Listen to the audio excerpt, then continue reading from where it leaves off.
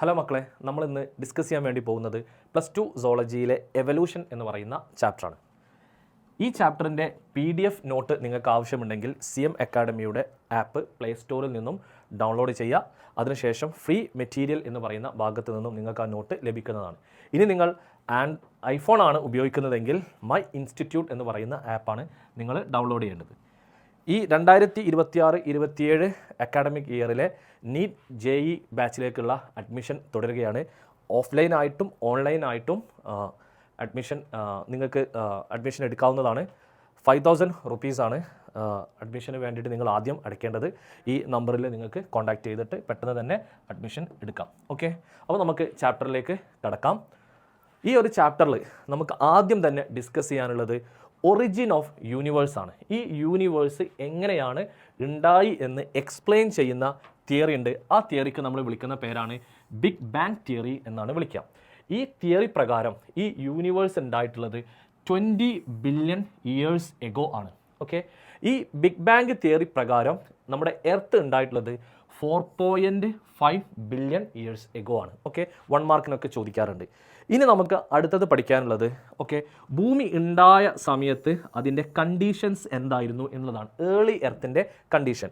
അപ്പം ഭൂമി ഉണ്ടായ സമയത്ത് നമ്മുടെ എർത്ത് ഉണ്ടല്ലോ, it is made up of molten rock of magma. Okay, ഇനി ആ സമയത്ത് ഭൂമിയിൽ അറ്റ്മോസ്ഫിയർ ഒന്നും ഉണ്ടായിരുന്നില്ല. ഭൂമിയുടെ ടെമ്പറേച്ചർ എന്ന് പറഞ്ഞു കഴിഞ്ഞാൽ 800 ഡിഗ്രി സെൽഷ്യസ് ആയിരുന്നു. ഈ മോൾട്ടൻ റോക്ക് ഓഫ് മാഗ്മയിൽ നിന്നും പല ഗ്യാസുകൾ പുറത്തേക്ക് വന്നിരുന്നു. ഒന്നാമത്തെ ഗ്യാസാണ് carbon dioxide, methane, ammonia and water vapour. ഇത്രയും ഗ്യാസുകളാണ് ഈ മോൾട്ടൻ റോക്ക് ഓഫ് മാഗ്മയിൽ നിന്നും പുറത്തേക്ക് വന്നിരുന്നത്. ഇതാണ് ഏർലി എർത്തിൻ്റെ കണ്ടീഷൻ. ഓക്കെ, ഇനി നമുക്ക് അടുത്തത് പഠിക്കാനുള്ളത് തിയറീസ് ഓഫ് ഒറിജിൻ ഓഫ് ലൈഫാണ്. ഈ ഭൂമിയിൽ ജീവൻ എങ്ങനെയാണ് ഉണ്ടായി എന്നുള്ളതിനെ എക്സ്പ്ലെയിൻ ചെയ്യുന്ന തിയറി. ഒന്നാമത്തെ തിയറിയാണ് തിയറി ഓഫ് സ്പോണ്ടേനിയസ് ജനറേഷൻ, അല്ലെങ്കിൽ അബയോജെനിസിസ് തിയറി എന്ന് പറയും. ബയോജെനിസിസ് എന്ന് പറഞ്ഞാൽ, ബയോ എന്ന് പറഞ്ഞാൽ ജീവൻ എന്നാണ് അർത്ഥം, ജെനിസിസ് എന്ന് പറഞ്ഞാൽ ഉണ്ടാകുക എന്നാണ് അർത്ഥം, എന്ന് പറഞ്ഞാൽ ആബ്സെൻസ്, ജീവനില്ലാത്ത വസ്തുക്കളിൽ നിന്നും ജീവൻ ഉണ്ടാവുക. ഓക്കെ, ഈ തിയറി എന്താണ് പറയുന്നത് എന്ന് ശ്രദ്ധിച്ചോ. അപ്പോൾ ഈ ഒരു തിയറി പ്രപ്പോസ് ചെയ്ത ആൾ ആരാണെന്ന് ചോദിച്ചു കഴിഞ്ഞാൽ അരിസ്റ്റോട്ടിലാണ്. ഈ തിയറി എന്താണ് പറയുന്നത് എന്ന് ചോദിച്ചു കഴിഞ്ഞാൽ life came out of decaying and rotting matter like straw and mud. അതായത് ജീവനില്ലാത്ത ചീഞ്ഞളിഞ്ഞ വൈക്കോലിൽ നിന്നും മഡിൽ നിന്നും സ്പോണ്ടേനിയസ് ആയിട്ട് ജീവൻ ഉണ്ടായി എന്ന് പറയുന്ന ഈ ഒരു തിയറിക്കാണ് നമ്മൾ സ്പോണ്ടേനിയസ് ജനറേഷൻ അല്ലെങ്കിൽ അബയോജെനിസിസ് തിയറി എന്ന് പറയാം. ഈ തിയറി തെറ്റാണ് എന്ന് ഡിസ്പ്രൂവ് ചെയ്ത ആളാണ് ലൂയിസ് പാസ്റ്റർ എന്ന് പറയുന്ന വ്യക്തി. രണ്ടാമത്തെ തിയറിയാണ് മക്കളെ തിയറി ഓഫ് പാൻസ്പെർമിയ അല്ലെങ്കിൽ കോസ്മോസോയിക് തിയറി എന്ന് പറയും. ഈ തിയറി പ്രപ്പോസ് ചെയ്തത് ഗ്രീക്ക് തിങ്കേഴ്സ് ആണ്. ഈ തിയറി പറയുന്നത് എന്താണെന്ന് ചോദിച്ചു കഴിഞ്ഞാൽ unit of life called spores or cosmozoa were transferred to different planet including earth. അതായത് ഈ തിയറി പറയുന്നത് ജീവൻ്റെ കണികകൾ ഉണ്ടല്ലോ, ഇതാണ് ജീവൻ്റെ കണികകൾ അല്ലെങ്കിൽ കോസ്മോസോവ. ഈ ജീവൻ്റെ കണികകൾ പാക്കറ്റുകളിലാക്കിയിട്ട് ദൈവം ഓരോ പ്ലാനറ്റിലേക്കും അയച്ചു, ഇൻക്ലൂഡിങ് എർത്ത്. അല്ലെ, എർത്തിലേക്ക് എത്തിയതിനു ശേഷം ഈ സാധനം ഭൂമിയിലെ എത്തി, അത് ജെർമിനേറ്റ് ചെയ്ത് എന്തോ ഒരു സ്ട്രക്ചർ ഉണ്ടായി, അതിന് എവല്യൂഷൻ സംഭവിച്ചിട്ടാണ് ഡിഫറെൻറ്റ് പ്ലാന്റ്സും ആനിമൽസും ഒക്കെ ഉണ്ടായത് എന്ന് എക്സ്പ്ലെയിൻ ചെയ്യുന്ന ഈ ഒരു തിയറിക്കാണ് നമ്മൾ തിയറി ഓഫ് പാൻസ്പെർമിയ അല്ലെങ്കിൽ കോസ്മോസോയിക് തിയറി എന്ന് പറയും. ഈ തിയറി ഒക്കെ തെറ്റാണ്, പക്ഷേ എന്നിരുന്നാലും അതൊക്കെ പഠിക്കണം. ഇനി അടുത്തൊരു തിയറിയാണ് തിയറി ഓഫ് ബയോജെനിസിസ്. ഈ തിയറി പ്രപ്പോസ് ചെയ്ത വ്യക്തി ലൂയിസ് പാസ്റ്റർ ആണ്. ഓക്കെ, ഈ തിയറി പറയുന്നത് എന്താണെന്ന് ചോദിച്ചു കഴിഞ്ഞാൽ life originate only from pre existing life. മുന്നേ ജീവനുള്ള ഒരു വസ്തുവിൽ നിന്നും മാത്രമേ എന്തുണ്ടാവുള്ളൂ, ജീവൻ ഉണ്ടാവുകയുള്ളൂ എന്ന് പറയുന്ന ഈ ഒരു തിയറിക്കാണ് നമ്മൾ തിയറി ഓഫ് ബയോജെനിസിസ് എന്ന് വിളിക്കുക. അടുത്തൊരു തിയറിയാണ് നാലാമത്തെ theory theory of special creation. ഈ തിയറി പ്രപ്പോസ് ചെയ്തത് റിലീജിയസ് ലിറ്ററേച്ചേഴ്സ് ആണ്, മതപുരോഹിതന്മാരാണ് ഈ തിയറി പ്രപ്പോസ് ചെയ്തത്. ഈ തിയറി എന്താണ് പറയുന്നത് എന്ന് ചോദിച്ചു കഴിഞ്ഞാൽ all living organism that we see today were created as such. ഇപ്പോൾ ഭൂമിയിൽ നമ്മൾ കാണുന്ന ജീവവർഗങ്ങളെയൊക്കെ ദൈവം സ്വർഗത്തിൽ നിന്നും പടച്ച് ഭൂമിയിലേക്ക് അയച്ചു എന്ന് പറയുന്ന ഈ ഒരു തിയറിക്കാണ് നമ്മൾ തിയറി ഓഫ് സ്പെഷ്യൽ ക്രിയേഷൻ എന്ന് വിളിക്കുക. നെക്സ്റ്റ് തിയറിയാണ് ഏറ്റവും ഇമ്പോർട്ടൻ്റ് ആയിട്ടുള്ള തിയറി. ഇതാണ് എക്സാമിന് ചോദിക്കുന്ന, അധികവും എക്സാമിന് ചോദിക്കുന്ന theory. That is theory of chemical evolution അല്ലെങ്കിൽ ഓർഗാനിക് എവല്യൂഷൻ. ഈ തിയറി പ്രപ്പോസ് ചെയ്തത് ഒപ്പാരിൻ ആൻഡ് ഹാൽഡെയിൻ എന്ന് പറയുന്ന സയൻറ്റിസ്റ്റ് ആണ്. ഓക്കെ, 2 ആൾക്കാരാണ് ഈ തിയറി പ്രപ്പോസ് ചെയ്തത്. ഈ തിയറി എന്താണ് പറയുന്നത് എന്ന് ചോദിച്ചു കഴിഞ്ഞാൽ the life is originated from non living inorganic and organic molecule such as RNA and protein. ജീവനില്ലാത്ത നോൺ ലിവിങ് ആയിട്ടുള്ള ഇനോർഗാനിക് മോളിക്യൂളുകളിൽ നിന്നും ഓർഗാനിക് മോളിക്യൂളുകളിൽ നിന്നും, അതായത് RNAകളിൽ നിന്നും പ്രോട്ടീനുകളിൽ നിന്നും ഒക്കെയാണ് ഭൂമിയിൽ ജീവനുണ്ടായി എന്ന് പറയുന്ന ഈ ഒരു തിയറിക്കാണ് നമ്മൾ കെമിക്കൽ എവല്യൂഷൻ അല്ലെങ്കിൽ ഓർഗാനിക് എവല്യൂഷൻ എന്ന് പറയുക. പ്രപ്പോസ് ചെയ്തത് ഒപാരിൻ ആൻഡ് ഹാൽഡെയ്ൻ ആണ്. പക്ഷേ ഈ തിയറിയെ എക്സ്പെരിമെൻ്റ് വഴി പ്രൂവ് ചെയ്ത ആൾക്കാരാണ് യൂറേ മില്ലർ എന്ന് പറയുന്ന ആൾക്കാർ. ഓക്കെ, അതുകൊണ്ട് ഈ എക്സ്പെരിമെൻറ്റിനെ നമ്മൾ യൂറേ മില്ലർ എക്സ്പെരിമെൻ്റ് എന്ന് പറയും. അതാണ് അടുത്ത് നമുക്ക് പഠിക്കാനുള്ളത്. Experimental proof four chemical evolution, അതായത് ഭൂമിയിൽ ജീവൻ ഉണ്ടായത് കെമിക്കൽ എവല്യൂഷൻ വഴിയാണ് എന്നുള്ളത് പറഞ്ഞ ആൾക്കാർ ഒപാരിനും ഹാൽഡെയ്നും ആണെങ്കിൽ എക്സ്പെരിമെൻ്റ് വഴി അത് പ്രൂവ് ചെയ്ത ആളാണ് ആര്? യൂറേ ആൻഡ് മില്ലർ എന്ന് പറയുന്ന രണ്ടാൾക്കാർ. ഓക്കെ, ഇവരെന്ത് ചെയ്തു എന്ന് നോക്കിക്കോട്ടോ. They made electric discharge in a closed flask containing methane, ammonia, hydrogen and water vapour at 800 degrees Celsius. As a result some amino acids are formed. ഇവരെന്ത് ചെയ്തു എന്ന് ചോദിച്ചു കഴിഞ്ഞാൽ ഒരു ക്ലോസ്ഡ് ഫ്ലാസ്ക് എടുത്തു. ഓക്കെ അല്ലേ? എന്നിട്ട് ഏർലി എർത്തിലുണ്ടായിരുന്ന ഗ്യാസുകൾ ഏതൊക്കെയാണെന്ന് ഞാൻ നേരത്തെ പറഞ്ഞിട്ടുണ്ടായിരുന്നു. ആ ഏർലി എർത്തിലുണ്ടായിരുന്ന മെയിൻ ആയിട്ടുള്ള ഗ്യാസാണ് മീഥേന്, അമോണിയ, ഹൈഡ്രജൻ. ഈ ഗ്യാസുകൾ ഈ ഫ്ലാസ്കിൽ നിറയ്ക്കുകയാണ്. അത് എടുത്ത റേഷ്യോ ഒന്ന് പഠിച്ചു വെച്ചോ, 2:1 ആണ്. ദെൻ ഈ ഒരു സെറ്റപ്പിൻ്റെ ടെമ്പറേച്ചർ അവർ 800 degrees Celsius ആയിട്ട്, ഇത് ഡിഗ്രി സെൽഷ്യസ് എന്നാണ്, 800 degrees Celsius ആയിട്ട് അതിൻ്റെ ടെമ്പറേച്ചർ 800 degrees Celsius ആയിട്ട് സെറ്റ് ചെയ്യാണ്. അങ്ങനെ സെറ്റ് ചെയ്തപ്പോൾ ഇവർ ഈ ഫ്ലാസ്കിൻ്റെ ഉള്ളിൽ ഇവർ എന്ത് ഫോം ചെയ്തത് കണ്ടു എന്ന് ചോദിച്ചു കഴിഞ്ഞാൽ അമിനോ ആസിഡുകൾ ഫോം ചെയ്തതായിട്ട് കാണുകയാണ്. അമിനോ ആസിഡുകൾ എന്ന് പറഞ്ഞു കഴിഞ്ഞാൽ എന്താണ്? ഒരു ബയോമോളിക്യൂളാണ്. ജീവനുള്ള ഓർഗാനിസത്തിൻ്റെ ശരീരത്തിൽ മാത്രം കാണുന്ന ഒരു ബയോമോളിക്യൂളാണ് എന്ത്? അമിനോ ആസിഡുകൾ. അപ്പോൾ ഏർലി എർത്തിൽ ഈ ഗ്യാസുകളൊക്കെ പല കോമ്പിനേഷൻസിൽ കൂടി ചേർന്നങ്ങാണ്ട് എന്തുണ്ടായിട്ടുണ്ട്? ബയോമോളിക്യൂളായുള്ള അമിനോ ആസിഡ് ഉണ്ടായിട്ടുണ്ട്. അതായത് ഒരു സെല്ല് ഉണ്ടായിട്ടുണ്ടാകും എന്ന് ഇവർ ഈ ഒരു എക്സ്പെരിമെൻ്റ് വഴി പ്രൂവ് ചെയ്യാണ്. ഓക്കെ, ഇനി ഇതേ എക്സ്പെരിമെൻ്റ് വേറെ സയൻറ്റിസ്റ്റുകൾ ചെയ്തപ്പോൾ അവർക്ക് ഈ ഫ്ലാസ്കിൻ്റെ ഉള്ളിൽ നിന്ന് അവർ വേറെ കുറേ ബയോമോളിക്യൂളുകൾ ഉണ്ടാക്കി. ആരൊക്കെയാണെന്ന് ചോദിച്ചു കഴിഞ്ഞാൽ ഷുഗേഴ്സിനുണ്ടാക്കി, നൈട്രജൻ ബേസുകൾ ഉണ്ടാക്കി, അതേപോലെ പിഗ്മെൻസുകളെയും ഫാറ്റുകളെയും ഒക്കെ ഇതിൻ്റെ ഉള്ളിൽ വേറെ സയൻറ്റിസ്റ്റുകൾ സിന്തസിസ് ചെയ്തിട്ടുണ്ടായിരുന്നു. ഓക്കെ അല്ലേ? ഇത്രയും കാര്യങ്ങളാണ് ഇതിൽ നിങ്ങൾ പഠിക്കാനുള്ളത്. ഓക്കെ, ഇനി നമുക്ക് അടുത്തത് പഠിക്കാനുള്ളത് എവിഡൻസസ് ഫോർ എവല്യൂഷൻ ആണ്. അതായത് എവല്യൂഷൻ നടന്നിട്ടാണ് ഭൂമിയിൽ ഇപ്പോൾ കാണുന്ന ജീവവർഗ്ഗങ്ങൾ ഉണ്ടായി എന്നുള്ളതിൻ്റെ തെളിവാണ്. ഇതിൽ നമുക്ക് ആദ്യം തന്നെ പഠിക്കാനുള്ളത് കമ്പാരറ്റീവ് അനാറ്റമി ആൻഡ് മോർഫോളജിയാണ്. അപ്പോൾ എന്താണ് അനാറ്റമിയും മോർഫോളജിയും ഒക്കെ നിങ്ങൾക്കറിയാം അല്ലേ?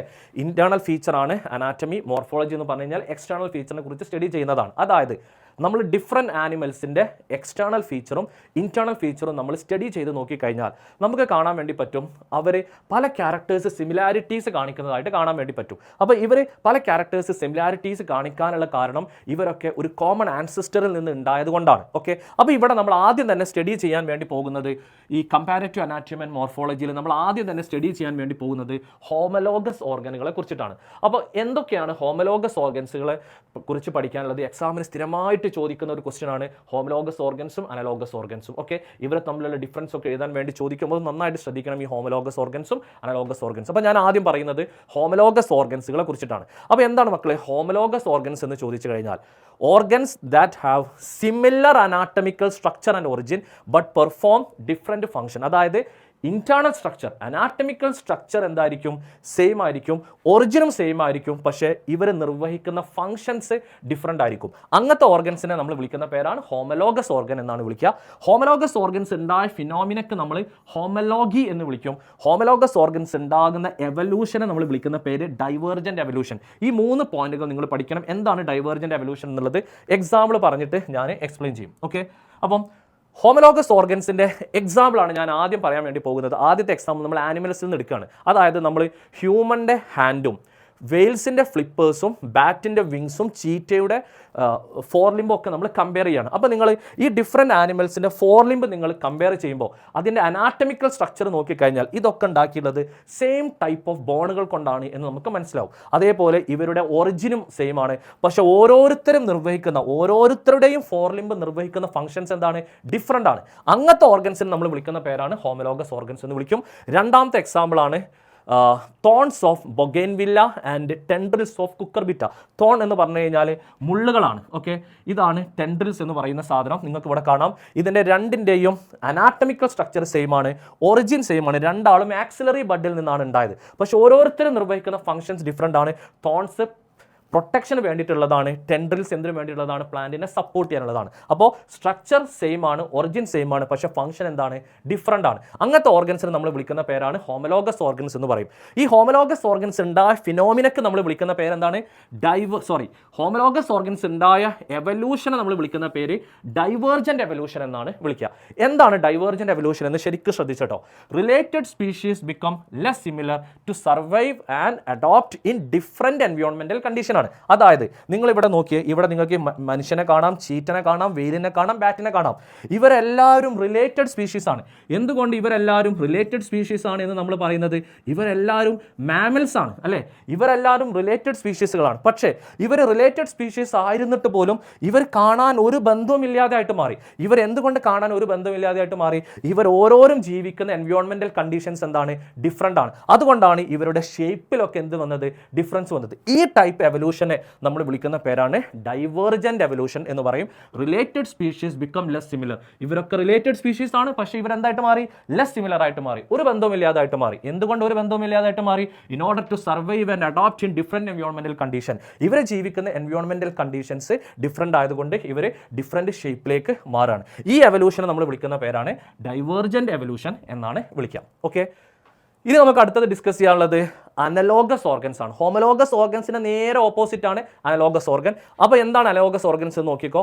Organs that have similar function same ആയിരിക്കും, പക്ഷേ സ്ട്രക്ചറും ഒറിജിനും എന്തായിരിക്കും, ഡിഫറെൻ്റ് ആയിരിക്കും. അങ്ങനത്തെ ഓർഗൻസിന് നമ്മൾ വിളിക്കുന്ന പേരാണ് അനലോഗസ് ഓർഗൻ എന്നാണ് വിളിക്കുക.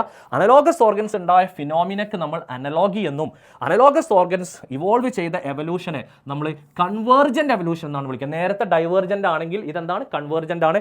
ഡൈവേർജന്റിന്റെ നേരെ ഓപ്പോസിറ്റ് ആണ് കൺവേർജന്റ്. ഓക്കെ, എക്സാമ്പിളുകൾ നമുക്ക് നോക്കാം. ഒന്നാമത്തെ എക്സാമ്പിൾ ആണ് wings of insects and wings of birds. നമുക്ക് എല്ലാവർക്കും അറിയാം ഇൻസെക്ട്സിൻ്റെയും വിങ്സ് ഓഫ് ഇൻസെക്ട്സിൻ്റെയും വിങ്സ് ഓഫ് ബേർഡ്സിൻ്റെയും ഫംഗ്ഷൻസ് സെയിം ആണ്. രണ്ടാൾ പറക്കാൻ വേണ്ടിയിട്ടാണ് ഉപയോഗിക്കുക, പക്ഷേ സ്ട്രക്ചർ ഡിഫറെൻ്റ് ആണ്, ഒറിജിനും ഡിഫറെൻ്റ് ആണ്. അതുകൊണ്ട് ഇവരെ നമ്മൾ അനലോഗസ് ഓർഗൻ എന്നാണ് വിളിക്കുക.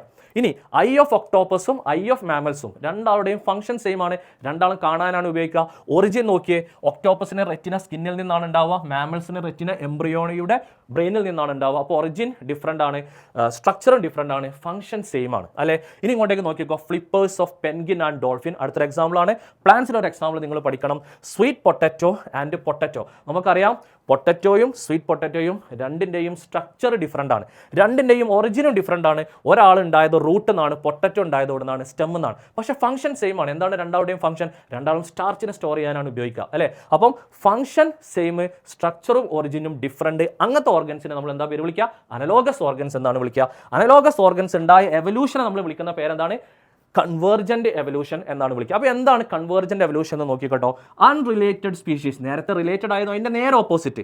Unrelated species become more similar to survive and adopt in different എൻവയോൺമെന്റൽ കണ്ടീഷൻ. അപ്പോൾ കൺവേർജന്റ് എവല്യൂഷൻ പഠിക്കാൻ ഏറ്റവും best example flippers of penguin and dolphin ആണ്. നമുക്കറിയാം ഇവർ രണ്ടാളും അൺറിലേറ്റഡ് സ്പീഷീസ് ആണ്. അതായത് പെൻഗ്വിൻ എന്ന് പറഞ്ഞു കഴിഞ്ഞാൽ ഒരു ബേർഡാണ് അല്ലേ, ബേർഡാണ്. ഡോൾഫിൻ എന്ന് പറഞ്ഞു കഴിഞ്ഞാൽ എന്താണ്, മാമലാണ്. അപ്പോൾ ഇവർ രണ്ടാളും എന്താണ്, അൺറിലേറ്റഡ് സ്പീഷീസ് ആണ് അല്ലെ, ഒരു ബന്ധമില്ലാത്ത സ്പീഷീസുകളാണ്. പക്ഷേ ഇവരുടെ രണ്ടാളുടെയും ഫിഗർ നിങ്ങൾ മനസ്സിലേക്ക് കൊണ്ടുവന്ന് നോക്കി, രണ്ടാളും കാണാൻ ഏകദേശം ഒരേപോലെ.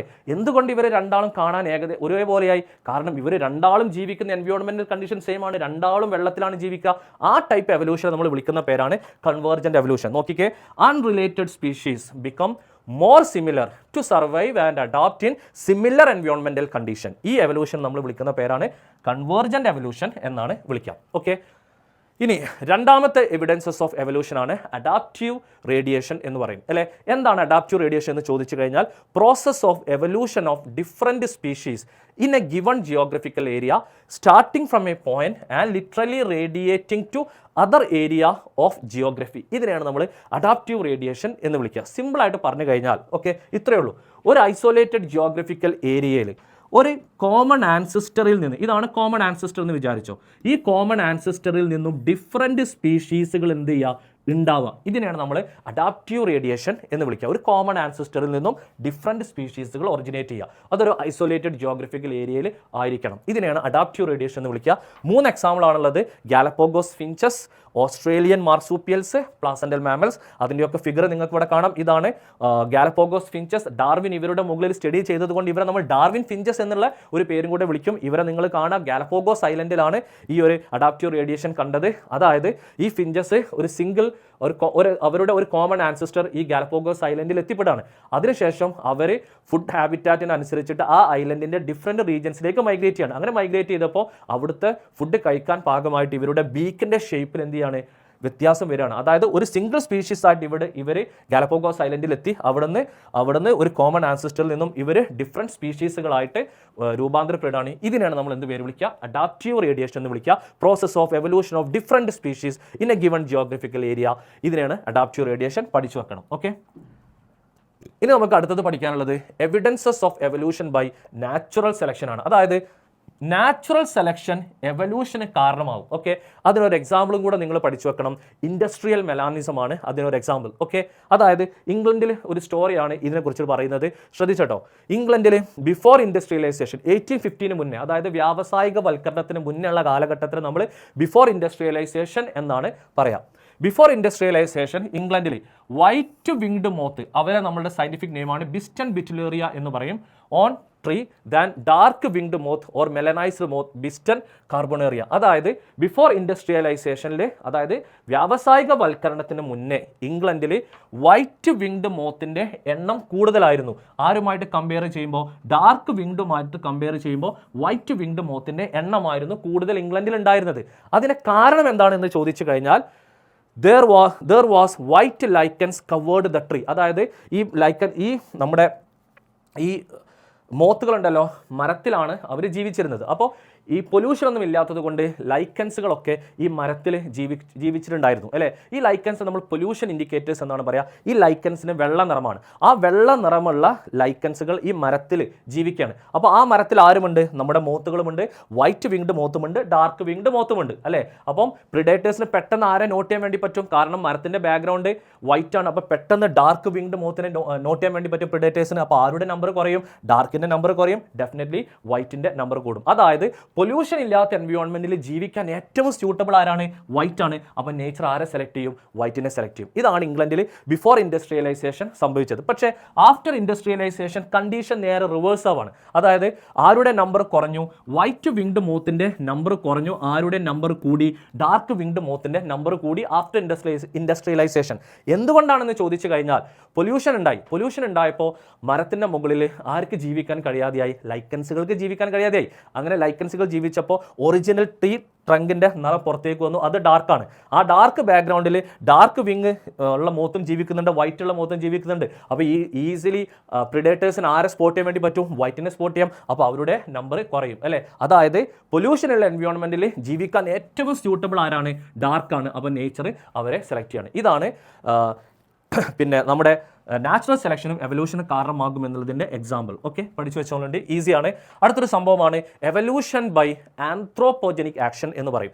എന്താണ് എവല്യൂഷൻ ബൈ ആന്ത്രോപോജനിക് ആക്ഷൻ എന്ന് ചോദിച്ചു കഴിഞ്ഞാൽ, evolution due to human activity, മനുഷ്യൻ്റെ ഇടപെടലുകൾ കാരണം പുതിയ സ്പീഷീസുകൾ ഉണ്ടാവുക. ഇതിനെയാണ് നമ്മൾ ആന്ത്രോപോജനിക് എവല്യൂഷൻ എന്ന് വിളിക്കുക. അതിനൊരു എക്സാമ്പിളാണ് development of resistant varieties of organism against herbicide, pesticide, antibiotics or drugs. നമുക്കറിയാം മനുഷ്യന്മാർ ഹെർബിസൈഡുകളും പെസ്റ്റിസൈഡുകളും ആൻറ്റിബയോട്ടിക്കുകളും ഒക്കെ ഉപയോഗിക്കും. ഇതിൻ്റെ ഫലമായിട്ട് എന്ത് സംഭവിക്കുന്നത് അറിയാം, ഇതിനെയൊക്കെ പ്രതിരോധിക്കാൻ കഴിവുള്ള ഓർഗാനിസംസ് എന്ത് ചെയ്യും, ഇവോൾവ് ചെയ്യും. ഓക്കെ, ഈ ടൈപ്പ് എവല്യൂഷനെ നമ്മൾ വിളിക്കുന്ന പേരാണ് ആന്ത്രോപോജനിക് എവല്യൂഷൻ എന്നാണ് വിളിക്കാം. ഓക്കെ, ഇനി നമുക്ക് അടുത്തത് പഠിക്കാനുള്ളത് തിയറീസ് ഓഫ് ബയോളജിക്കൽ എവല്യൂഷൻ ആണ്. ബയോളജിക്കൽ എവല്യൂഷനിൽ മെയിനായിട്ട് 2 തിയറികളുണ്ട്. ഒന്നാമത്തെ തിയറിയാണ് ലാമാർക്കിസം എന്ന് പറയും. ഈ തിയറിക്ക് വേറൊരു പേരും കൂടി വിളിക്കും, theory of inheritance of acquired character.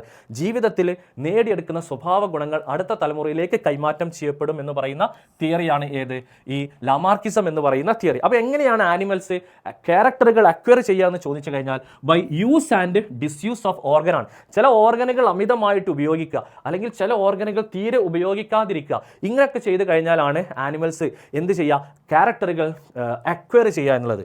ഇനി ഒരു എക്സാമ്പിൾ ശ്രദ്ധിച്ചോ, യൂസ് ഓഫ് ഓർഗൻ എവല്യൂഷന് കാരണമാകും എന്നുള്ളതിന് ഒരു എക്സാമ്പിളാണ് ഇലോങ്ങേറ്റഡ് നെക്ക് ഇൻ ജിറാഫ്. ഇനി ഡിസ്യൂസ് ഓഫ് ഓർഗൻ, ചില ഓർഗനുകൾ ഉപയോഗിക്കാതിരുന്ന് കഴിഞ്ഞാലും അത് എവല്യൂഷന് കാരണമാകും എന്നുള്ളതിന് ഒരു എക്സാമ്പിളാണ് disappearance of limbs in snake ആണ്. ഓക്കെ, ഇത് നമുക്ക് അടുത്തത് പഠിക്കാനുള്ളത് ഡാർവിനിസം ആണ്, തിയറി ഓഫ് നാച്ചുറൽ സെലക്ഷൻ എന്ന് പറയും. പ്രപ്പോസ് ചെയ്ത ആളെ പേര് ചാൾസ് ഡാർവിൻ ആണ്. ഓക്കെ, ഈ ചാൾസ് ഡാർവിൻ എത്തിയ അതേ കൺക്ലൂഷനിൽ എത്തിയ വേറെയും ഒരു സയൻറ്റിസ്റ്റ് ഉണ്ട്, അയാളുടെ പേരാണ് ആൽഫ്രഡ് വാലസ് എന്ന് പറയും. ഇയാൾ സ്റ്റഡി ചെയ്ത സ്ഥലം മലായ് ആർക്കിപെലാഗോ ആണ്. ഓക്കെ, അയാളും ഡാർവിൻ എത്തിയ അതേ കൺക്ലൂഷനിൽ എത്തിയ വ്യക്തിയാണ്. ഇനി ഡാർവിൻ, ഇതിൻ്റെ കൂട്ടത്തിൽ നിങ്ങൾ ഒരു പോയിന്റ് കൂടെ പഠിച്ചു വെക്കണം.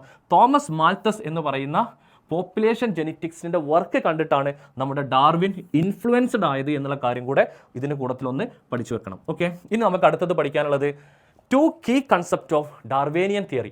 ഡാർവിൻ തിയറിയിലുള്ള 2 കീ കൺസെപ്റ്റ് ആണ്. ഒന്നാമത്തെ കീ കൺസെപ്റ്റ് ആണ് ബ്രാഞ്ചിങ് ഡിസെൻഡ് എന്ന് പറയും. എന്താണ് ബ്രാഞ്ചിങ് ഡിസെൻഡ് എന്ന് ചോദിച്ചു കഴിഞ്ഞാൽ, present complex plants and animals have evolved from earlier simple form of life by gradual changes. ഇപ്പോൾ ഭൂമിയിൽ നമ്മൾ കാണുന്ന കോംപ്ലക്സ് പ്ലാന്റ്സും ആനിമൽസും ഒക്കെ ഒറിജിനേറ്റ് ചെയ്തത് മുന്നേ ഭൂമിയിൽ ജീവിച്ചിരുന്ന സിമ്പിൾ ഫോം ഓഫ് ലൈഫുകൾക്ക് ഗ്രാജുവൽ ചേഞ്ചസ് സംഭവിച്ചിട്ടാണ്. ഇതിനെയാണ് നമ്മൾ ബ്രാഞ്ചിങ് ഡിസെൻഡ് എന്ന് വിളിക്കുക. രണ്ടാമത്തത് എന്താണ്? നാച്ചുറൽ സെലക്ഷൻ ആണ്. ഈ നാച്ചുറൽ സെലക്ഷൻ നമുക്കറിയാം, നേച്ചർ ഏറ്റവും ഫിറ്റ് ആയിട്ടുള്ള ഓർഗാനിസത്തിനെ സെലക്ട് ചെയ്യുന്നതാണ് നാച്ചുറൽ സെലക്ഷൻ. ഈ നാച്ചുറൽ സെലക്ഷൻ വർക്ക് ചെയ്യുന്നത് 5 പ്രിൻസിപ്പിൾസിനെ ബേസ് ചെയ്തിട്ടാണ്. ഈ 5 പ്രിൻസിപ്പിൾസ് അങ്ങോട്ടേക്ക് പഠിച്ചു വെച്ചോണ്ടി. അതിൽ ഒന്നാമത്തെ പ്രിൻസിപ്പിളാണ് ഓവർ പ്രൊഡക്ഷൻ. അതായത് ഈ വേൾഡിൽ ഏത് സ്പീഷീസും നിലനിൽക്കണമെങ്കിൽ അവർ ആദ്യം ചെയ്യേണ്ട കാര്യം എന്താണ്? ഓവറായിട്ട് റീപ്രൊഡ്യൂസ് ചെയ്യാന്നുള്ളതാണ്. അപ്പോൾ ഇതാണ് നാച്ചുറൽ സെലക്ഷൻ്റെ ഒന്നാമത്തെ പ്രിൻസിപ്പിൾ. രണ്ടാമത്തെ പ്രിൻസിപ്പിൾ എന്താണ്? സ്ട്രഗിൾ ഫോർ എക്സിസ്റ്റൻസ് ആണ്. റീപ്രൊഡക്ഷൻ്റെ നമ്പർ കൂടിയത് കൊണ്ട് ഇവിടെ ജീവിക്കുന്ന ജീവവർഗ്ഗങ്ങൾ ഇവിടെ സർവൈവ് ചെയ്യാൻ വേണ്ടിയിട്ട് ഒരുപാട് എന്താ പറയുക, ഇവിടെ എക്സിസ്റ്റ് ചെയ്യാൻ വേണ്ടിയിട്ട് അവർ ഒരുപാട് കാര്യങ്ങൾ സർവൈവ് ചെയ്യണം. ഫുഡിന് വേണ്ടിയിട്ട് അവർ പിന്നെ എന്ത് ചെയ്യണം? ഫൈറ്റ് ചെയ്യണം. മെയ്റ്റിന് വേണ്ടിയിട്ട് അവർ ഫൈറ്റ് ചെയ്യണം. ഓക്കെ, അപ്പോൾ അതാണ് സ്ട്രഗിൾ ഫോർ എക്സിസ്റ്റൻസ് ആണ്. ഇനി അടുത്തത് വേരിയേഷൻ ആണ്. സെക്ഷൽ റീപ്രൊഡക്ഷൻ വഴി ഉണ്ടാകുന്ന കുട്ടികൾ നിർബന്ധമായിട്ടും എന്ത് കാണിക്കും? വ്യതിയാനങ്ങൾ കാണിക്കും. ഈ വ്യതിയാനങ്ങൾ ചിലപ്പോൾ ഇവർക്ക് അൺഫേവറബിൾ ആകും. ഈ വേരിയേഷൻസ് അൺഫേവറബിൾ ആകും. ഈ അൺഫേവറബിൾ വേരിയേഷൻസ് ഉള്ള ആൾക്കാർ എന്തായി പോകും? പെറിഷ് ആയി പോകും, ഇല്ലാതെ ആയി പോകും. ഓക്കെ, ഇനി ഇവരുടെ ശരീരത്തിൽ സംഭവിച്ച വേരിയേഷൻ ചിലപ്പോൾ ഇവർക്ക് എന്താവും? ഫേവറബിൾ ആവും. ഈ ഫേവറബിൾ വേരിയേഷൻ എന്ത് ചെയ്യും? സർവൈവ് ചെയ്യും. അവർ പുതിയ സ്പീഷീസുകളായിട്ട് ഒറിജിനേറ്റ് ചെയ്യും. അപ്പോൾ ഇതാണ് നാച്ചുറൽ സെലക്ഷൻ്റെ 5 സ്റ്റെപ്പുകൾ. ആ 5 സ്റ്റെപ്പുകൾ അങ്ങോട്ടേക്ക് പഠിച്ചു വെച്ചോളുണ്ട്. ഓക്കെ, എക്സാമിന് ചോദിക്കും. ഇനി ഞാൻ അടുത്തത് പറയാൻ വേണ്ടി പോകുന്നത് comparison of mutation theory and natural selection തിയറിയാണ്. ഓക്കെ, ഡിഫറൻസ് ഒക്കെ എക്സാമിന് ചോദിക്കാറുണ്ട്. അപ്പോൾ എന്താണ് നാച്ചുറൽ സെലക്ഷൻ തിയറി പറയുന്നത് എന്ന് ചോദിച്ചു കഴിഞ്ഞാൽ, നാച്ചുറൽ സെലക്ഷൻ എന്തിന് കാരണമാകും? എവല്യൂഷന് കാരണമാകും. ഇതാണ് നാച്ചുറൽ സെലക്ഷൻ തിയറി പറയുന്നത്. ഇത് പ്രപ്പോസ് ചെയ്ത ആളാരാണ്?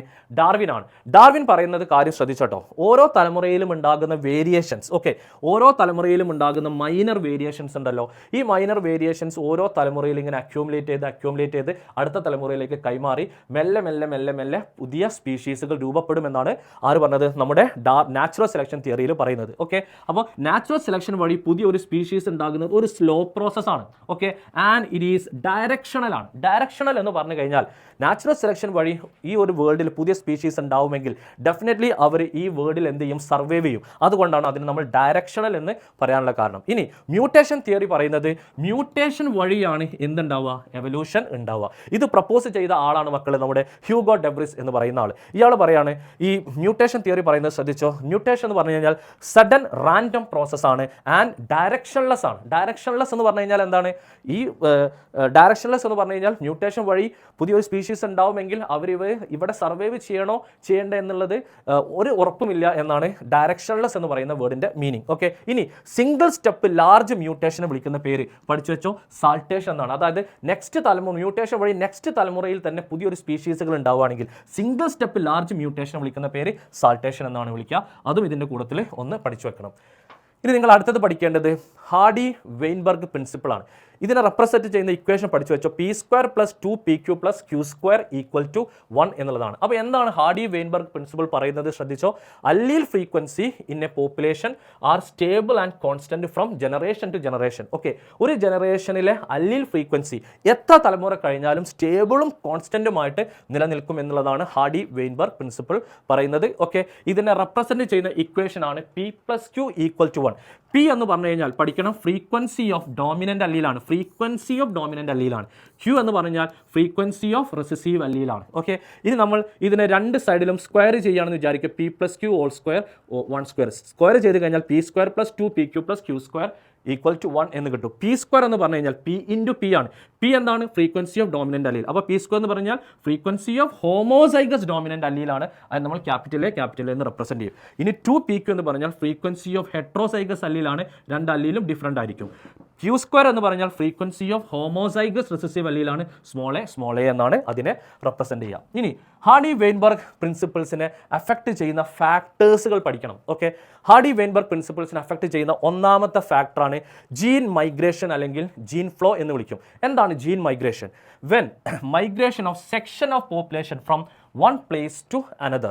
Gene frequency changes in the original population as well as in the new population. എന്താണ് സംഭവം എന്ന് ഇങ്ങോട്ടേക്ക് ശ്രദ്ധിച്ചോട്ടോ. ഇവിടെ ഒരു പോപ്പുലേഷൻ ഉണ്ട്. ഈ പോപ്പുലേഷനിൽ 100 ആൾക്കാർ ജീവിക്കുന്നുണ്ടെന്ന് വിചാരിക്കുക. ഇവിടെ വേറൊരു പോപ്പുലേഷൻ ഉണ്ട്. ഇവിടെ ഒരു 10 ആൾക്കാർ ജീവിക്കുന്നുണ്ടെന്ന് വിചാരിക്കുക. ഇവിടെ നിന്ന് ഒരു 25 ആൾക്കാർ മൂവ് ചെയ്തിട്ട് പോപ്പുലേഷൻ ബിയിലേക്ക് പോയി എന്ന് വിചാരിക്കുക. അപ്പോൾ ഒരാൾ ഇവിടുന്ന് മൂവ് ചെയ്ത് മറ്റൊരിടത്തേക്ക് പോകാമെന്ന് പറഞ്ഞാൽ എന്താണ്? ജീനുകൾ മൈഗ്രേറ്റ് ചെയ്യാണ് അല്ലേ? ഇതിനെയാണ് നമ്മൾ എന്ത് പേര് വിളിക്കുക? ജീൻ മൈഗ്രേഷൻ എന്ന് വിളിക്കുക. Movement of section of population from one place to another. ഇതിനെ നമ്മൾ ജീൻ മൈഗ്രേഷൻ എന്ന് വിളിക്കും. ജീൻ മൈഗ്രേഷൻ സംഭവിച്ചു കഴിഞ്ഞാൽ ഒറിജിനൽ പോപ്പുലേഷനിൽ നിന്നും ജീനുകൾ നഷ്ടപ്പെടും. പുതിയ പോപ്പുലേഷൻസിലേക്ക് ജീനുകൾ എന്താകപ്പെടും?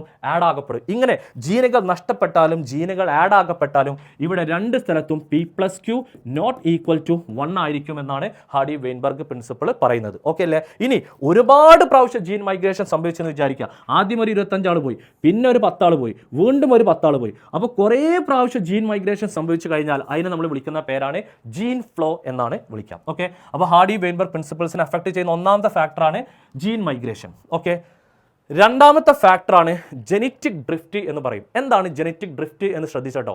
Random change in gene frequency purely by chance. Okay, അതായത് ജീൻ ഫ്രീക്വൻസിയിൽ പെട്ടെന്ന് ഒരു ചേഞ്ചസ് ഉണ്ടാവുക. ഓക്കെ, ഇത് മനസ്സിലാക്കാൻ വേണ്ടി നന്നായിട്ട് ഇങ്ങോട്ടേക്ക് ശ്രദ്ധിക്കുക. ഇതൊരു ബീറ്റിൽസിൻ്റെ പോപ്പുലേഷൻ ആണ് എന്ന് വിചാരിക്കുക. ഇവിടെ നിങ്ങൾക്ക് കാണാം ഗ്രീൻ നിറത്തിലുള്ള ബീറ്റിൽസുമുണ്ട്, റെഡ് നിറത്തിലുള്ള ബീറ്റിൽസുമുണ്ട്. ഈ ഒരു പോപ്പുലേഷനിൽ നിങ്ങൾക്ക് ഇപ്പോൾ കാണാൻ വേണ്ടി പറ്റും ഗ്രീൻ നിറത്തിലുള്ള ബീറ്റിൽസിൻ്റെ നമ്പറാണ് കൂടുതൽ, റെഡിൻ്റെ നമ്പർ എന്താണ് കുറവാണ്. ഇവർക്കൊരു ആക്സിഡൻറ്റ് സംഭവിച്ചു എന്ന് വിചാരിക്കാം. ഓക്കെ, ഈ ആക്സിഡൻറ്റിൽ നിന്നും എസ്കേപ്പ് ആയിട്ടുള്ള പോപ്പുലേഷൻ നമ്മൾ വിളിക്കുന്ന പേരാണ് ഡ്രിഫ്റ്റഡ് പോപ്പുലേഷൻ. അപ്പോൾ ഈ ആക്സിഡൻറ്റ് സംഭവിച്ചപ്പോൾ ഇവർ മൊത്തം അങ്ങോട്ടേക്ക് ഇല്ലാതെ ഇവർ മൊത്തം ഇല്ലാതെ ഇവർ മാത്രം എന്തായി? എസ്കേപ്പായി. ഈ എസ്കേപ്പ് ആയ പോപ്പുലേഷൻ നമ്മൾ വിളിക്കുന്ന പേരാണ് ഡ്രിഫ്റ്റഡ് പോപ്പുലേഷൻ എന്നാണ് വിളിക്കുക. ഈ ഡ്രിഫ്റ്റഡ് പോപ്പുലേഷൻ കുറേ കാലം കഴിഞ്ഞപ്പോൾ അവർ റീപ്രൊഡ്യൂസ് ചെയ്തപ്പോൾ ഒരു വലിയ പോപ്പുലേഷനായി മാറി. ആ വലിയ പോപ്പുലേഷൻ ഇപ്പോൾ ആരാണ് കൂടുതലുള്ളത്? നമ്മുടെ റെഡ് ബീറ്റിൽസ് ആണ് കൂടുതലുള്ളത് അല്ലേ? അപ്പോൾ എന്താണ് ഇനി ജനറ്റിക് ഡ്രിഫ്റ്റ് എന്ന് ചോദിച്ചു കഴിഞ്ഞാൽ random change in gene frequency. അതായത് ജീൻ ഫ്രീക്വൻസിയിൽ പെട്ടെന്നൊരു ചേഞ്ചസ് സംഭവിക്കുക. അങ്ങനെ പെട്ടെന്നൊരു ചേഞ്ചസ് സംഭവിച്ചു കഴിഞ്ഞാൽ ഇങ്ങനെ അതിൽ നിന്നും എസ്കേപ്പ് ആയ പോപ്പുലേഷൻ പുതിയ പോപ്പുലേഷൻസ് ഉണ്ടാക്കി കഴിഞ്ഞാൽ അതിൽ p plus q not equal to 1 ആകും എന്നാണ് പറഞ്ഞത്. അതായത് ഇവിടെ നോക്കിയപ്പോൾ ഈ ന്യൂ പോപ്പുലേഷൻസിൻ്റെ ഫൗണ്ടേഴ്സ് എന്ന് പറഞ്ഞാൽ ആരാണ്? ഈ ഡ്രിഫ്റ്റഡ് പോപ്പുലേഷൻ ആണ്. ഈ ഡ്രിഫ്റ്റഡ് പോപ്പുലേഷനിൽ നിന്ന് വലിയ ഒരു പോപ്പുലേഷൻ ഉണ്ടാകുന്നതിന് ഇതിനെ നമ്മൾ വിളിക്കുന്ന പേരാണ് ഫൗണ്ടേഴ്സ് ഇഫക്റ്റ് എന്ന് വിളിക്കുക. അതായത് ന്യൂ പോപ്പുലേഷൻസിൻ്റെ ഫൗണ്ടേഴ്സ് ആണ് ഈ ഡ്രിഫ്റ്റഡ് പോപ്പുലേഷൻ.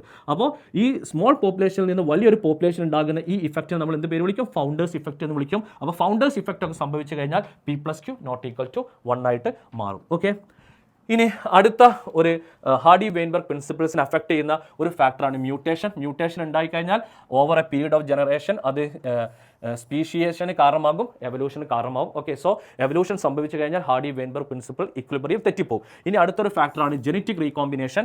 ജെനറ്റിക് റീകോമ്പിനേഷൻ സംഭവിച്ചു കഴിഞ്ഞാൽ ക്രോസിംഗ് ഓവർ ഒക്കെ സംഭവിച്ചു കഴിഞ്ഞാൽ അത് ജെനറ്റിക് വേരിയേഷൻസിന് കാരണമാകും. ഇത് എന്തിലേക്ക് നയിക്കും? എവല്യൂഷനിലേക്ക് നയിക്കും. അപ്പോൾ എവല്യൂഷൻ ഒക്കെ സംഭവിച്ചു കഴിഞ്ഞാൽ p plus q not equal to 1 ആയിരിക്കും എന്നുള്ള കാര്യം ഒന്ന് ഓർത്തു വെക്കുക. അടുത്തൊരു സംഭവമാണ് നാച്ചുറൽ സെലക്ഷൻ. ഓക്കെ, എന്താണ് നാച്ചുറൽ സെലക്ഷനും ഹാർഡി വെയിൻബർഗ് പ്രിൻസിപ്പിൾസിനെ എഫക്ട് ചെയ്യും. Evolution occurs because of natural selection. Natural selection വഴി എന്ത് സംഭവിക്കും? എവല്യൂഷൻ സംഭവിക്കും. അങ്ങനെ എവല്യൂഷൻ സംഭവിച്ചു കഴിഞ്ഞാൽ ആ പോപ്പുലേഷനിലെ ഹാർഡി വെയിൻബർഗ് ഇക്വിലിബ്രിയം ആൾട്ടർ ആവും. ഓക്കെ, ഇനി നിങ്ങൾക്ക് ടെക്സ്റ്റ് ബുക്കിൽ ഈ ഒരു ഡയഗ്രാം നിങ്ങൾക്ക് കാണാൻ വേണ്ടി പറ്റും. 3 ടൈപ്പ് നാച്ചുറൽ സെലക്ഷനെ റെപ്രസെൻറ്റ് ചെയ്യുന്ന ഡയഗ്രാമാണ്. ഓക്കെ, ഇതാണ് ഒറിജിനൽ പോപ്പുലേഷൻ. ഓക്കെ, അപ്പോൾ നിങ്ങൾ ഒരു പോപ്പുലേഷൻ്റെ എന്ത് ക്യാരക്ടർ എടുത്ത് സ്റ്റഡി ചെയ്ത് കഴിഞ്ഞാൽ നിങ്ങൾക്ക് ഈ ഒരു ഷേപ്പിലുള്ള ഗ്രാഫാണ് കിട്ടുക. 3 ടൈപ്പ് നാച്ചുറൽ സെലക്ഷൻ ഉണ്ട്. ഒന്നാമത്തെ ടൈപ്പ് സെലക്ഷനെ നമ്മൾ വിളിക്കുന്ന പേരാണ് സ്റ്റെബിലൈസിങ് സെലക്ഷൻ എന്നാണ് വിളിക്കുക. എന്താണ് സ്റ്റെബിലൈസിങ് സെലക്ഷൻ എന്ന് ചോദിച്ചു കഴിഞ്ഞാൽ nature select intermediate and eliminate extreme. Nature എന്ത് ചെയ്യുകയാണെന്ന് പറയാം, ഇന്റർമീഡിയറ്റിനെ സെലക്ട് ചെയ്യും. ഇന്റർമീഡിയറ്റ് എന്ന് പറഞ്ഞാൽ ഇവരാണ്. ഇന്റർമീഡിയറ്റിനെ സെലക്ട് ചെയ്തുകൊണ്ട് 2 എക്സ്ട്രീംസിനെയും എലിമിനേറ്റ് ചെയ്യുന്ന സെലക്ഷൻ നമ്മൾ വിളിക്കുന്ന പേരാണ് സ്റ്റെബിലൈസിങ് സെലക്ഷൻ എന്നാണ് വിളിക്കുക. രണ്ടാമത്തെ സെലക്ഷൻ ആണ് ഡയറക്ഷണൽ സെലക്ഷൻ. ഇവിടെ നേച്ചർ ആരെയാണ് സെലക്ട് ചെയ്യാന്ന് ചോദിച്ചു കഴിഞ്ഞാൽ മോസ്റ്റ് അഡാപ്റ്റഡ് വണ്ണിനെയാണ് സെലക്ട് ചെയ്യുക. മൂന്നാമത്തെ സെലക്ഷൻ ആണ് സ്റ്റെബിലൈസിങ് സെലക്ഷന്റെ നേരെ ഓപ്പോസിറ്റ് ആണ് ഡിസ്ട്രക്റ്റീവ് സെലക്ഷൻ. ഇവിടെ നേച്ചർ എന്ത് ചെയ്യുന്നതെന്ന് അറിയോ, ഇന്റർമീഡിയറ്റിനെ എലിമിനേറ്റ് ചെയ്യും, 2 എക്സ്ട്രീമുകളെ സെലക്ട് ചെയ്യും. അപ്പോൾ 2 പീക്കൊക്കെ ഉണ്ടാകും. ഈ സെലക്ഷനെ നമ്മൾ വിളിക്കുന്ന പേരാണ് ഡിസ്ട്രക്റ്റീവ് സെലക്ഷൻ. ഓക്കെ, ഡിസ്ട്രക്റ്റീവ് സെലക്ഷനിൽ നേച്ചർ ആരെ സെലക്ട് ചെയ്യുക, എക്സ്ട്രീമുകളെ സെലക്ട് ചെയ്യും. ആരെ എലിമിനേറ്റ് ചെയ്യും, ഇന്റർമീഡിയറ്റിനെ എലിമിനേറ്റ് ചെയ്യും. ഓക്കെ, ഇനി നമുക്ക് അടുത്തത് പഠിക്കാനുള്ളത് A brief account of evolution ആണ്. ഓക്കെ, എവല്യൂഷനിൽ നിങ്ങൾക്ക് കുറച്ച് ഹിസ്റ്ററിയാണ് നമുക്ക് പറയാനുള്ളത്. നമ്മുടെ ജിയോളജിക്കൽ ടൈം സ്കെയിലിനെ നമ്മൾ 4 ഇറകളായിട്ട് ഡിവൈഡ് ചെയ്തിട്ടുണ്ട്. ആ 4 ഇറകളുടെ പേര് മാത്രം ഒന്ന് പഠിച്ചു വെക്കുക. പ്രോട്ടിറോസോയിക് ഇറ, പാലിയോസോയിക് ഇറ, മീസോസോയിക് ഇറ, സീനോസോയിക് ഇറ. ഈ കാലഘട്ടത്തിൽ ഓക്കെ ഈ ഭൂമിയിൽ പല തരത്തിലുള്ള ജീവവർഗ്ഗങ്ങൾ ഉണ്ടായി വന്നിട്ടുണ്ട്. അവരെക്കുറിച്ചുള്ള ചെറിയ ഒരു പിക്ചറാണ് ഇവിടെ കൊടുത്തിട്ടുള്ളത്. 2000 മില്യൺ ഇയേഴ്സ് എഗോ ആണ് ഈ ഭൂമിയിലെ first cellular form of life ഉണ്ടായത്. അതിനുശേഷം 500 മില്യൺ ഇയേഴ്സ് എഗോ ഇൻവെർട്ടിബ്രേറ്റ്സുകൾ ഉണ്ടായി. 400 മില്യൺ ഇയേഴ്സ് എഗോ ആണ് പ്ലാന്റ്സ് ഉണ്ടായത്. 450 million years ago 400 million years ago ആണ് ആർത്രോപോഡ്സുകൾ ഉണ്ടായത്. 350 മില്യൺ ഇയേഴ്സ് എഗോ ആണ് ജോലെസ് ഫിഷസുകൾ ഉണ്ടായത്. 320 മില്യൺ ഇയേഴ്സ് എഗോ ആണ് സീവീഡുകളും കുറച്ച് പ്ലാന്റ്സുകളും ഉണ്ടായി. 200 മില്യൺ ഇയേഴ്സ് എഗോ റെപ്റ്റൈൽസുകൾ ഉണ്ടായി. അതിനുശേഷമാണ് ആരുണ്ടായതെന്ന് അറിയോ, മാമൽസ് ഉണ്ടായത്. ഓക്കെ അല്ലേ? അപ്പോൾ ഈ ഒരു ഡയഗ്രാം ഒന്ന് പഠിച്ചു വെച്ചുകൊണ്ട് മിക്സ് ചെയ്തിട്ട് നിങ്ങളോട് അതൊക്കെ ഓർഡർ ചെയ്താനൊക്കെ ചോദിക്കാറുണ്ട്. ഇനി നമുക്ക് അടുത്തത് പഠിക്കാനുള്ളത് ഒറിജിൻ ആൻഡ് എവല്യൂഷൻ ഓഫ് മാൻ ആണ്. ഓക്കെ, മനുഷ്യൻ്റെ എവല്യൂഷൻ്റെ ഒരു ഹിസ്റ്ററി ഉണ്ട്. ഫസ്റ്റ് നമുക്ക് കിട്ടിയ മനുഷ്യൻ്റെ ഫോസിൽ ഫോമിനെ നമ്മൾ ഡ്രയോപിത്തിക്കസ് എന്നാണ് വിളിക്കുക.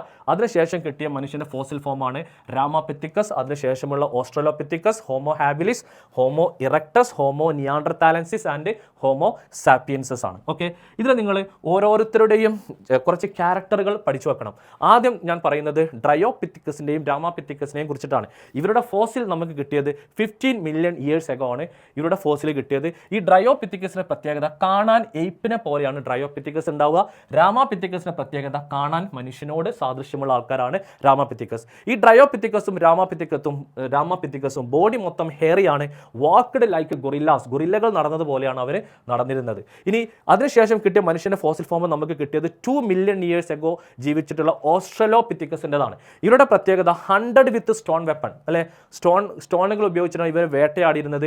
8 ഫ്രൂട്ടുകളൊക്കെ കഴിച്ച ഒരു വിഭാഗമാണ് ഓസ്ട്രലോപിത്തിക്കസ്. അതിനുശേഷമുള്ള മനുഷ്യന്റെ ഫോസിൽ ഫോമാണ് ഓക്കെ 2 മില്യൺ ഇയേഴ്സ് എഗോ തന്നെ ജീവിച്ച മനുഷ്യൻ. അടുത്ത ഫോസിൽ ഫോമാണ് ഹോമോ ഹാബിലിസ് എന്ന് പറയും. അവരുടെ ബ്രെയിൻ കപ്പാസിറ്റി ഒന്ന് പഠിച്ചു വെക്കണം. 650 മുതൽ 800 ക്യൂബിക് സെന്റിമീറ്റർ ആണ് അവരുടെ ബ്രെയിൻ കപ്പാസിറ്റി. അവരുടെ പ്രത്യേകത ഫസ്റ്റ് ഹ്യൂമൻ ലൈക്ക് ഹൊമിനിഡ് ആണ്. ഹൊമിനിഡ് എന്ന് പറഞ്ഞു കഴിഞ്ഞാൽ ബൈപെഡലിസം ആണ്. 2 കാലിൽ നടന്ന ആൾക്കാരാണ് ആര്, ഈ ഹോമോ ഹാബിലിസ് എന്ന് പറയുന്ന വിഭാഗം. ഡിഡ് നോട്ട് ഈറ്റ് മീറ്റ്, ഇറച്ചി ഇവർ കഴിച്ചിട്ടുണ്ടായിരുന്നില്ല. അതാണ് അവരുടെ പ്രത്യേകത. ഇനി 1.5 മില്യൺ ഇയേഴ്സ് എഗോ കിട്ടിയ മനുഷ്യൻ്റെ അടുത്ത ഫോസിൽ ഫോമാണ് ഹോമോ ഇറക്ടസ്. ബ്രെയിൻ കപ്പാസിറ്റി പഠിച്ചു വെച്ചോ 900 cc ആണ്. ഇവർക്ക് ലാർജ് ബ്രെയിൻ ആണ് ഉണ്ടായിരുന്നത്. 8 മീറ്റ് കഴിച്ച വിഭാഗമാണ്. ജാവ മാൻ എന്നാണ് ഇവരെ പറയുക. അതായത് ഇവരുടെ ഫോസിൽ കിട്ടിയത് ഇന്തോനേഷ്യയിലെ ജാവ എന്ന് പറയുന്ന സ്ഥലത്തു നിന്നാണ്. അതുകൊണ്ട് ഇവർ ജാവ മാൻ എന്നും പറയാറുണ്ട്. 1 lakh to 40,000 ഇയേഴ്സ് എഗോ നമുക്ക് കിട്ടിയ ഫോസിലാണ് ഹോമോ നിയാൻഡർതാലൻസിൻ്റേത്. അവരുടെ ബ്രെയിൻ കപ്പാസിറ്റി 1400 cc ആണ്. ഓക്കെ, ഇവർ use hides to protect their body. തുകലുകൾ ഉപയോഗിച്ചിട്ട് അവരുടെ ശരീരം കവർ ചെയ്ത ആൾക്കാരാണ് ആര്, ഈ Homo neanderthalensis. Buried their dead, അവരുടെ കൂട്ടത്തിൽ ആരെങ്കിലും മരണപ്പെട്ടിട്ടുണ്ടെങ്കിൽ അവരെ മറവ് ചെയ്ത ഒരു വിഭാഗം കൂടിയാണ് ഇവർ. ഇനി അടുത്തത് 75,000 to 10,000 ഇയേഴ്സ് എഗോ ജീവിച്ച മനുഷ്യൻ്റെ ഏറ്റവും ലേറ്റസ്റ്റ് ഫോമാണ് ഹോമോ സാപ്പിയൻസസ്. ഇവരാണ് അഗ്രികൾച്ചറും സെറ്റിൽമെൻറ്റും ഒക്കെ സ്റ്റാർട്ട് ചെയ്തത്. ഇത്രയുമാണ് നമുക്ക് ഈ എവല്യൂഷൻ എന്ന് പറയുന്ന ചാപ്റ്ററിൽ പഠിക്കാനുള്ളത്. Okay, thank you.